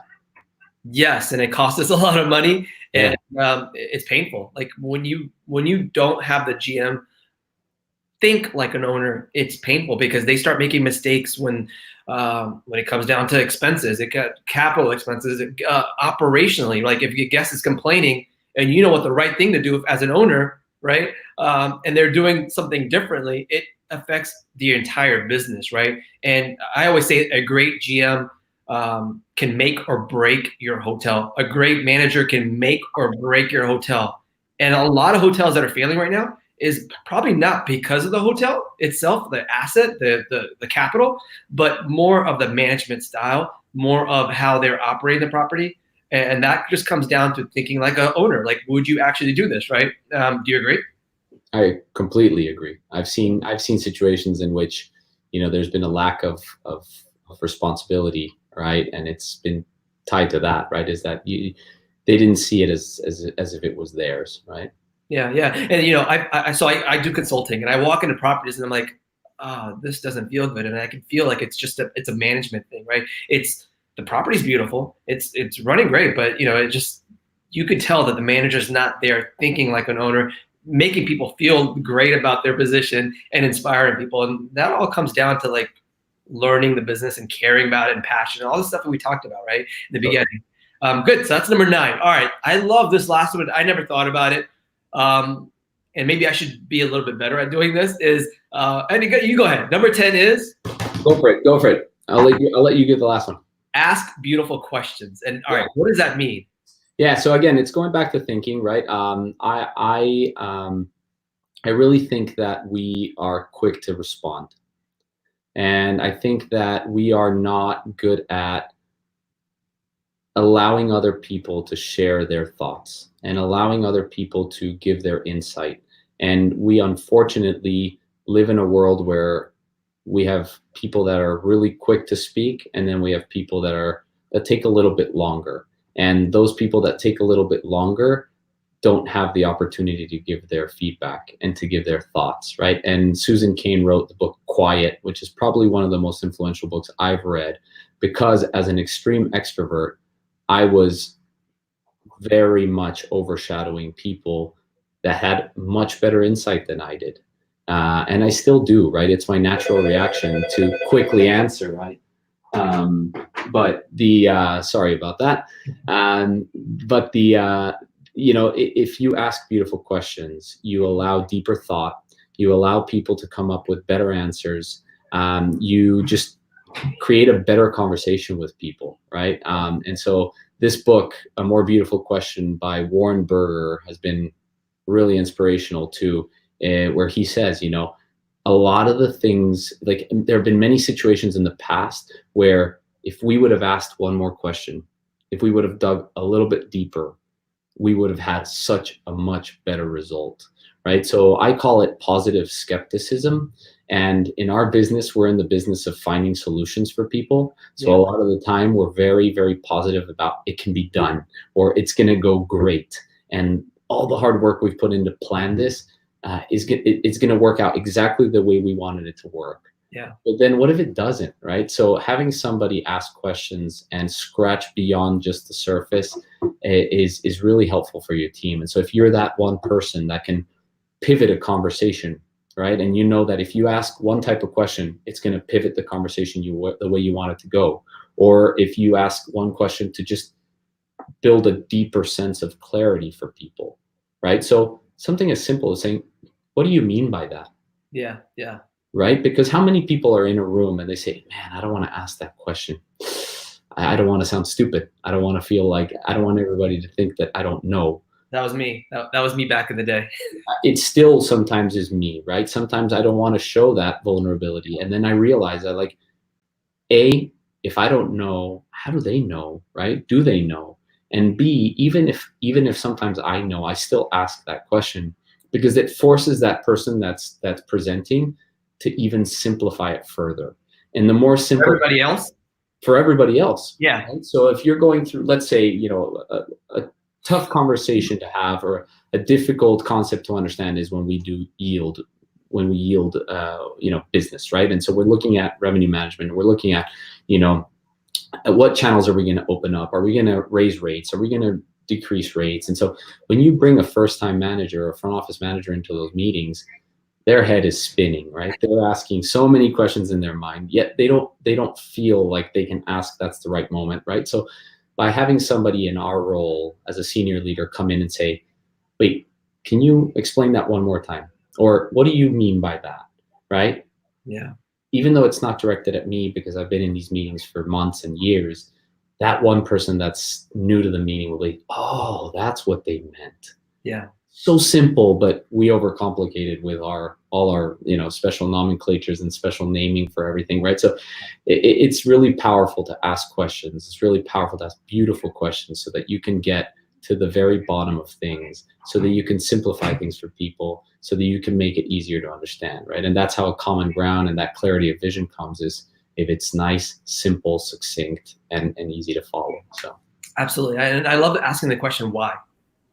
Like, why are we doing this? Or why? Or if someone, even personally, like if something happens, or somebody had an issue or whatever, your kids, right? I always say why, or what happened, right? Instead of just saying, oh, okay, right? If you just accept it, but really getting to the bottom of the problem, of the issue, of the glitch, I feel like is more powerful. And then you feel like a more authentic person when you're asking more questions. People feel like, even guests, like if you just ask them a few more questions, like, hey, I want to better understand you, Mr. Smith. What or how can we help you? Or what, all these how, what, why. That way they understand, like, you care. You care about them. absolutely, right? Absolutely. And it's awesome to, one of the things I always ask, when we have a big situation with our employees, right, or a guest comes and he's like super upset, and they say they want to talk to the hotel manager or the GM, and that's it. And when I ask them, so what are some of the questions you asked, right? And what are some of the things that you offered him? And one of the things I always ask is, did you ask him what he wants or she wants?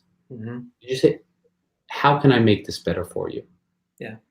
Because 90% of the time, the answer they're going to give you is less than what you thought you were going to have to give them. Yeah, you're going to give them a whole weekend stay, and then all they wanted was just to complain and talk about her, and so that you would listen, right? Exactly. Does that happen in 5-star hotels too, or do they want, like, hey, I'm spending $1,000 a night, I just want something free, or I just want to be free? What happened? What I found is that there's a level of wealth in which money doesn't matter anymore. And so with people where money doesn't matter anymore, they want it fixed. That's all they want. They want it fixed, and they want it fixed now. And they're used to being the priority. They're used to people dropping everything for them. Mm-hmm. So that's what they want, right? And so if you do that first, the rest is much easier. Right. I find that there's a level of wealth where you've just gotten to that point where you don't look at the menu at the restaurant anymore, mm-hmm. but it still hurts when you spend a lot of money. And those are the people that I feel are a little trickier and harder to deal with, because they still want a deal. They still, the deal is just as important as when they were saving up to get to that point of wealth, still fresh in their mind, right? But there's a point at which that already kind of is past it, right? And for them, it's just, let's get it fixed right now. Drop everything you're doing for me, and then we'll be okay. So how do you train this concept, this mindset to your staff that is not the richest person in the world, or has all millions of dollars in the bank, right, to spend thousands of dollars a night? How do you get them to understand? Because they've never had that experience before, where you just get it fixed right away, right? They might be like, oh, you know what? I'm going to be in that mindset where I can't afford it right now. So I'm going to fix that red light on my car or on my dashboard later in the month, or I'm going to get an oil change in 2 weeks, or I'm going to do this later because I can't afford it right now. Like, how do you get them to understand this concept in the 5 Yeah, steps? we have a lot of conversations to teach people what the value is of what we offer, but also the cost, right, to the guest, right? So we say, hey, would you ever imagine paying $2,500 a night for a hotel room just to get into the hotel? That's it. Yeah. Could you ever imagine that, right? For some people, a one-night stay is as much as a whole month's paycheck, right? Yeah. So imagine if you had to do that, right? Or if you chose to do that, what kind of service would you expect? What would you be looking for? And that's when they were like, well, we would want everything to be perfect. Okay, well, what if something isn't perfect? What if something goes wrong? As you well know, things go wrong. Well, I would want somebody to fix it right away. And I would want some, and what's interesting is a lot of people won't say, I would want them to just give me my money back. They would say, well, I would want it to be fixed right away because I chose to stay there and I want that experience and I don't want to leave that experience. Right. I want to make it special and I want to make it important. A lot of people will say, I want them to make it right by sending us a really nice amenity. I want them to make it right by making it feel really special, right? If you have kids, making sure that my kid feels like he's the only child in the hotel. Right? That's what I want.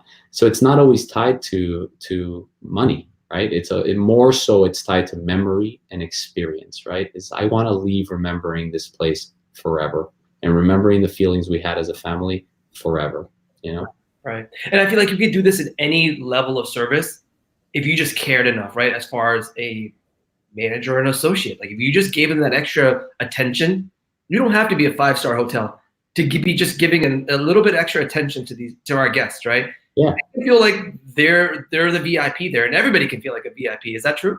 It's absolutely, and it goes to guests and employees, right? I mean, think about how powerful it is when somebody walks by and says, "Good morning, Rupesh," and they use your name, right? Yeah. Imagine how you were like, "Wow, that person knew my name? I had no idea." Yeah. Right? Or if you do that to somebody else, if you walk by your stewarding team and you say, you use their name, you say, "Hey, how was that softball practice you guys went through to last week?" Wow, he remembered we had a softball practice? That's so cool, yeah. Right? It's the same thing, right? It's the same thing with the guests. It's if you really care, if you're present, if you're listening, if you're doing all these things we just spent 2 hours talking about, it's going to compound, it's going to add up, and it's all about being genuine, being passionate, and caring about what you're doing, right? That's what it all boils down to. Absolutely. Well, David, I love this conversation. We've been on for an hour and 46 minutes, and it's been like value after value. It's these 10 habits plus dozens of other topics that we talked about.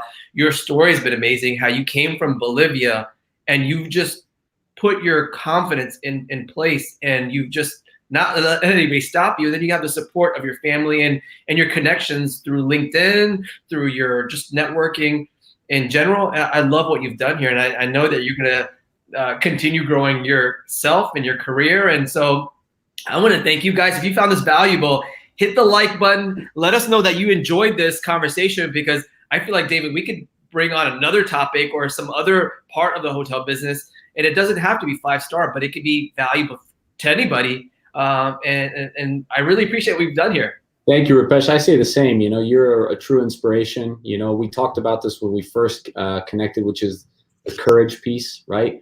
A lot of people have such amazing things to say and are very inspirational. They just don't have the courage to get started and to really just put themselves out there and be vulnerable. So yeah. I appreciate your vulnerability. We have a common goal, which is to connect people and inspire people and accelerate conversations. And this has been amazing. So thank you so much. This has, and hold on, I'm gonna find your. I got it right here. I'm gonna copy it into the thing. And hang on. All right. So how can people find you and connect with you? Because I know you're trying to build your personal branding, yourself. So how do people find you?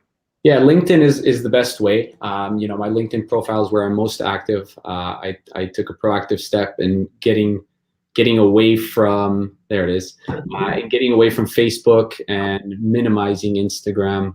But LinkedIn is where I'm most active in posting and sharing information. Guys, there's been so many people on. We have a lot of people on, David, live, watching this live. Thank you so much to Paula, Jim, R, Tom. I mean, there's so many people. Guys, I'm gonna go ahead and pick a person that's been super amazing, and I've been looking this way too every like 5-10 minutes, because there's so many people commenting, so many likes, and just a lot of feedback. And today, right now, we're gonna pick the winner of the Amazon $50 gift card that I'm gonna send you today, just for being engaged. And guys, I'm gonna be doing this every week where we give away stuff, we give away books, we've given away a lot of things.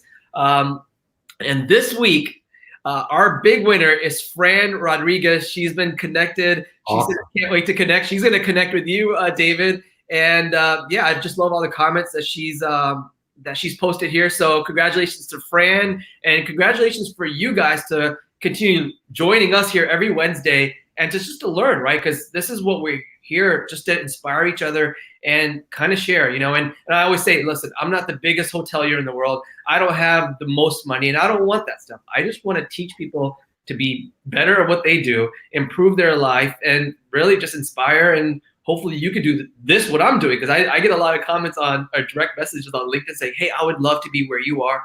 And guess what? You can, right? David, can you? Absolutely. Absolutely. Yeah. I think we all can. And I think it's just the courage of just us stepping up, right? Courage over fear. Courage over fear. That's all it is. Yeah. Well, David, this has been a pleasure. Thank you so much for joining us. And yeah, man, let's connect soon. Sounds good, Rupesh. Thanks, everyone. Thanks. Bye. Bye. All right, guys, what did you think about this? I loved David's 10 habits. These habits I use in my daily life. I like to inspire others to use. And I hope you take these and share this with your entire team. Hit the like button, comment, and then also you can click on the share. I think it's on this side or this side here somewhere. Click the share, and you'll be able to reshare this, and your entire team can watch this, or you can send a private message to somebody else that's on LinkedIn, and they can watch it. But guys, I'm going to be doing this every Wednesday. This is my 23rd episode. Thank you so much to PerfectLabor by Hotel Effectiveness. Please get on the link right there. Do it right now, hoteleffectiveness.com/Rupesh.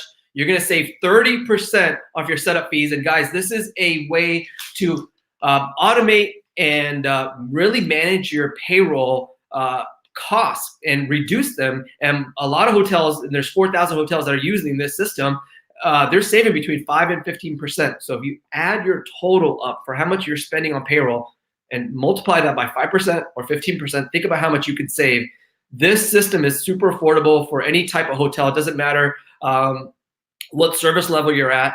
Hit up hoteleffectiveness.com/Rupesh and save 30% off your setup fees. Guys, let them know I sent you, and I want to make sure that they take care of you. Guys, thank you so much for joining us here on LinkedIn Live, Hospitality Live with me, Rupesh.